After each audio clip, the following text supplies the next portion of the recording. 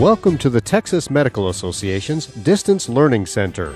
Timely, convenient education from TMA, your trusted source for practice and professional needs. We would like to thank Pfizer for sponsoring this free program for TMA's Leadership College. Hello, I'm Holly Alt, Senior Counsel for the Texas Medical Association. Welcome to Rules, Rights, and Powers, a look at County Medical Society Bylaws. This presentation will introduce you to how county medical societies function within TMA through their bylaws. As part of the TMA Leadership Series, this program also will explain how to amend County Medical Society bylaws if needed. If you have any questions about the information in this presentation or would like to be more involved in TMA, we have provided contact information at the end. I hope you find this program informative and useful. Let's start with some stories, true stories. A county medical society had a pressing issue before it that required a vote of the membership. The society mailed out ballots and tallied the votes that came by return mail. But it had to scrap the whole thing. It turns out the society's bylaws don't allow voting by mail. The vote was invalid. At another medical society, a former board member continued to be active in managing the society. No one objected as this member ably assumed the role of clerk.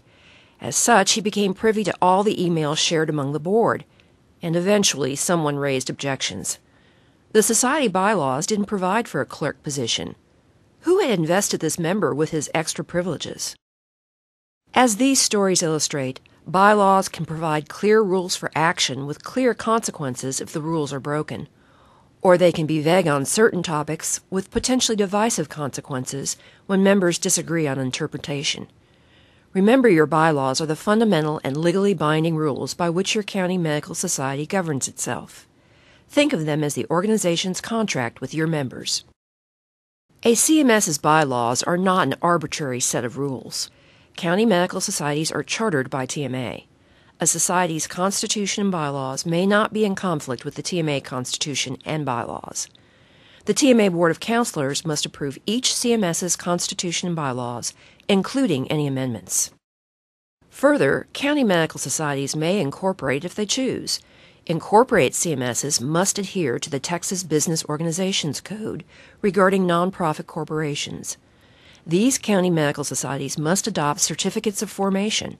The society's bylaws must be in accordance with both state law and the TMA Constitution and bylaws. TMA offers a set of model bylaws for county medical societies. Even so, each county medical society has considerable leeway in what its bylaws look like. A good set of bylaws should, first of all, reflect the size and focus of your society.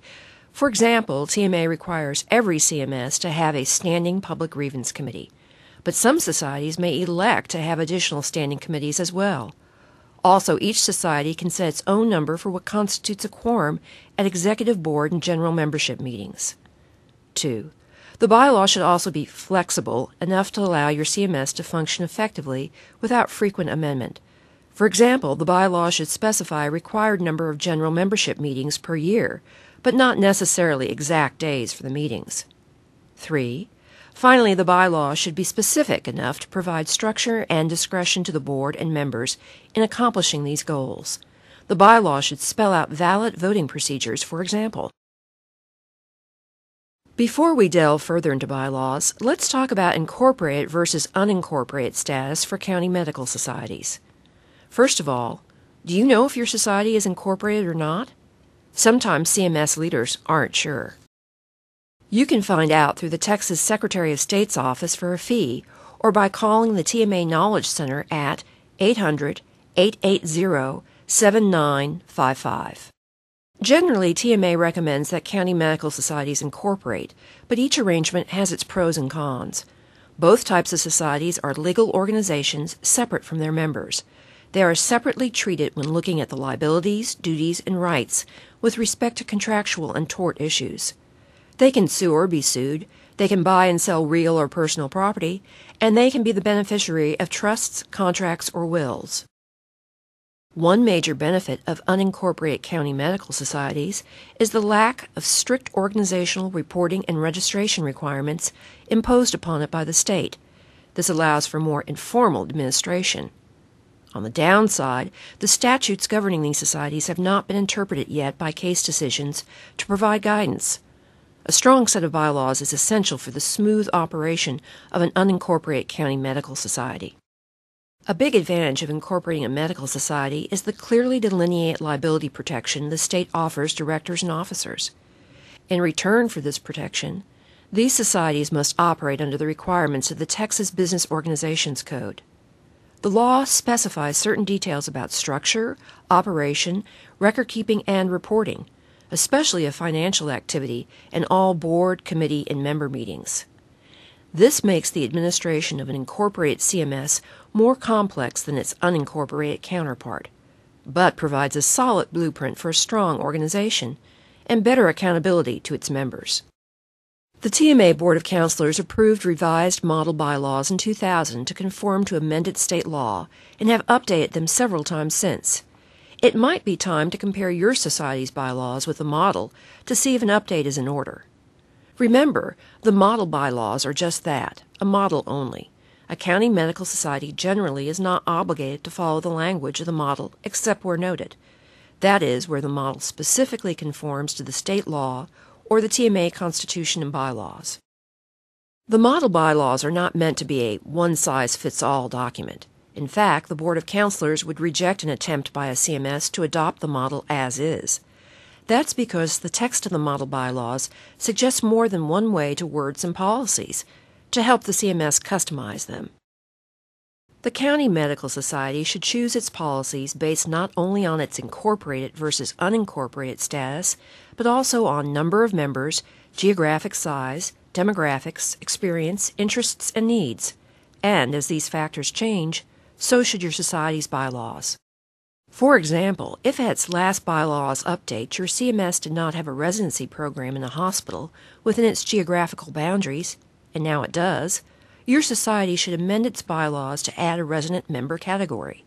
This can bolster your county medical society as well as the family of medicine in general.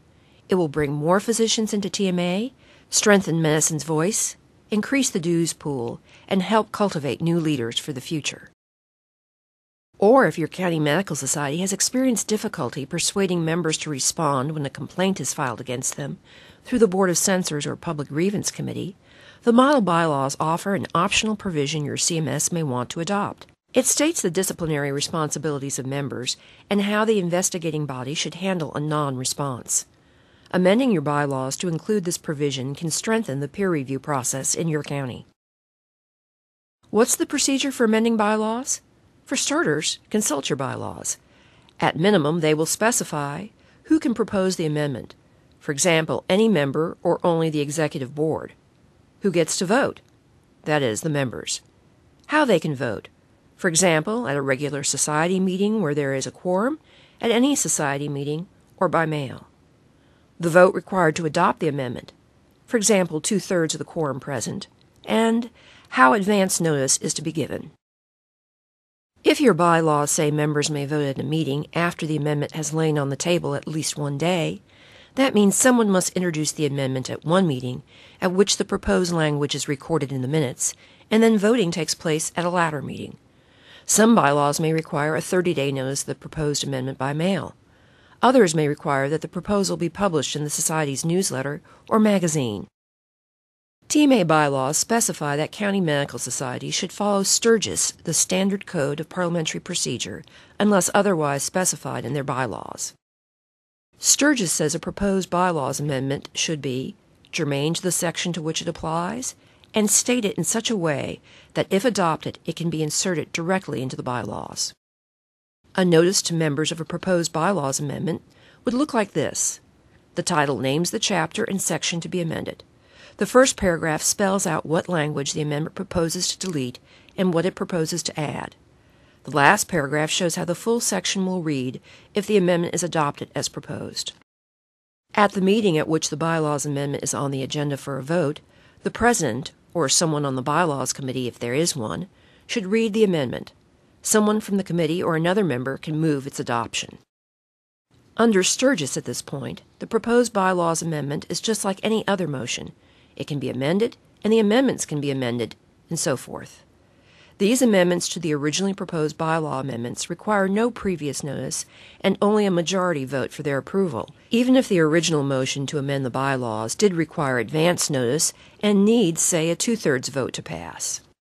Sturgis says the meeting participants have wide latitude in amending the proposed amendment. Parliamentary law does specify, however, that the amendment must be reasonably implied by the advance notice for the original bylaws amendment. Say the original proposed bylaws amendment is to create a resident member category for your CMS. In that case, the need to fix dues for the new category is reasonably implied. Offering an amendment to add resident dues to the dues section of the bylaws would be in order. On the other hand, amendments that would affect other classes of membership would not be in order, as the advance notice implied only resident membership was under consideration. If your bylaws require extensive changes, if it is time for an overhaul, the best method is to have a committee propose a whole new set of bylaws. At the meeting to vote on the revised document, a member of the Bylaws Committee or other member proposes adoption. The President will call for discussion in any amendments one section at a time.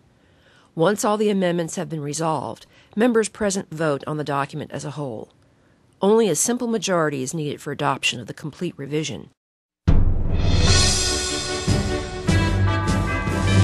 This concludes our program.